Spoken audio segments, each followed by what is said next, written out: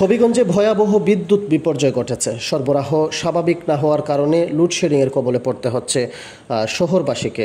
এর বাহিরে গ্রামের পল্লী বিদ্যুতের আওতাধীন অধিকাংশ গ্রাহক এখনও অন্ধকারে রয়েছে।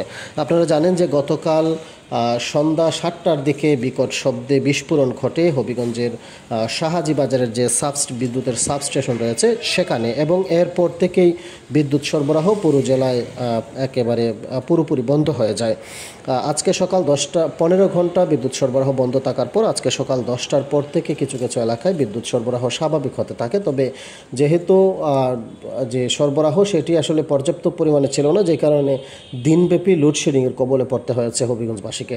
24 ঘন্টার বেশি সময় অতিবাহিত হয়ে গেছে, এখন পর্যন্ত বিদ্যুৎ সরবরাহ পুরোপুরি স্বাভাবিক হয়নি।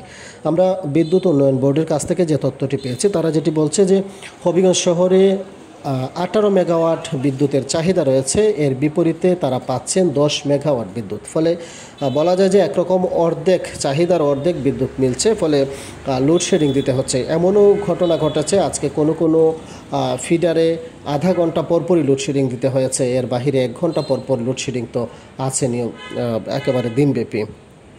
এই যখন অবস্থা, একদিকে তীব্র তাপদাহ, অন্যদিকে এই লোডশেডিং, তখন আসলে মানুষের যে কষ্ট সেটি আসলে আরও কয়েক গুণ বেড়ে যায়। এর আগেও যখন 15 ঘন্টা টানা বিদ্যুৎ সরবরাহ বন্ধ ছিল, ভয়াবহ একটি বিপর্যয়ের মুখে পড়েছে হবিগঞ্জের ব্যবসা বাণিজ্য। একই সাথে অনেক বাসাবাড়িতে পানি ছিল না। আমরা যদি একটু পল্লী বিদ্যুতের দিকে তাকাই, সেদিকেও দেখা গেছে যে সেই বিপর্যয়ের অবস্থাটা আরও ভয়াবহ। কেননা পল্লী বিদ্যুতে হবিগঞ্জ জেলায় 170 মেগাওয়াট চাহিদা রয়েছে, এর বিপরীতে মাত্র 25 মেগাওয়াট সরবরাহ করা হচ্ছে। অর্থাৎ যে ফিডারটিতে যে সাবস্টেশনে অগ্নিকাণ্ডের ঘটনা ঘটেছে, সেই সাবস্টেশন থেকে আসলে পুরো জেলায় যেহেতু বিদ্যুৎ সরবরাহ করা হয়, সেক্ষেত্রে 170 মেগাওয়াট বিদ্যুৎ পল্লী বিদ্যুৎকে এই সাবস্টেশন থেকে সরবরাহ করা হয়। যেহেতু সেটিতে অগ্নিকাণ্ডের ঘটনা ঘটেছে, এখন মাত্র 25 মেগাওয়াট বিদ্যুৎ পল্লী বিদ্যুৎকে সরবরাহ করা হচ্ছে। ফলে বলা যায় যে গ্রাম অঞ্চলের মানুষের যে বিদ্যুৎ বিপর্যয় সেটি আসলে চরম পর্যায়ে পৌঁছে গেছে। যদিও পল্লী বিদ্যুৎ আমাদেরকে যেটি জানিয়েছে যে এই 25 মেগাওয়াটের বাহিরেও শ্রীমঙ্গল এবং ব্রাহ্মণবাড়িয়ার থেকে কিছু গ্রাহককে বিদ্যুৎ সরবরাহ করা হচ্ছে, তারপরেও সেটি একেবারে অপ্রতুল্য। এবং এই যে অবস্থা তৈরি হয়েছে, সেই অবস্থা এখন 24 ঘন্টা অতিবাহিত হয়ে গেছে, এখনও স্বাভাবিক হয়নি। এবং বিদ্যুৎ কর্তৃপক্ষ আমাদেরকে যেটি জানিয়েছে যে আগামীকাল নাগাদ আসলে সেটি পুরোপুরি স্বাভাবিক হওয়ার সম্ভাবনা রয়েছে। এর আগে আসলে কোনো ধরনের সম্ভাবনাই নেই।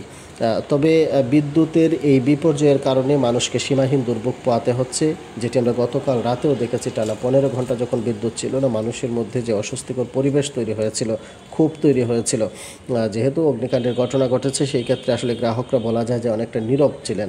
কিন্তু আমরা অনেকের সাথে কথা বলেছি, বিদ্যুৎ নিয়ে আসলে দীর্ঘদিন ধরে হবিগঞ্জের মানুষের একটি ক্ষোভ রয়েছে।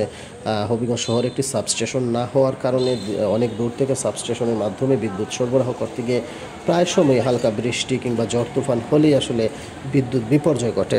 সব মিলিয়ে আসলে মানুষের মধ্যে ক্ষোভ তৈরি হয়েছে, এবং হবিগঞ্জবাসী যেটি প্রত্যাশা করছেন যে দ্রুত যেন হবিগঞ্জ শহরে আরেকটি যে সাবস্টেশনের কাজ চলমান রয়েছে, সেটি যেন দ্রুত সম্পন্ন করে এই বিদ্যুতের যে সমস্যা সেটি থেকে হবিগঞ্জবাসীকে মুক্তি দেওয়া হয়।